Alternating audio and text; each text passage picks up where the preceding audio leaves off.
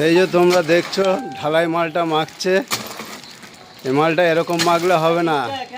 হ্যাঁ, মালটা কিন্তু এরকম মাখলে হবে না, মালটা আবার মাখাতে হবে।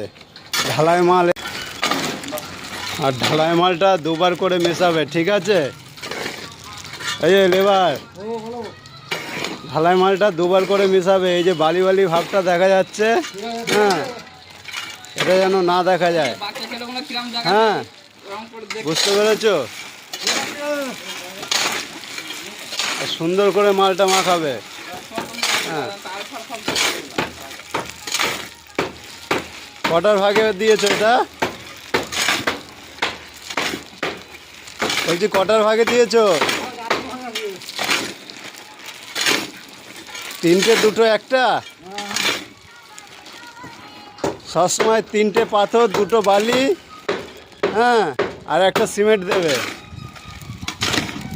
তাহলে মালটা ভালো হবে। বুঝতে পেরেছো?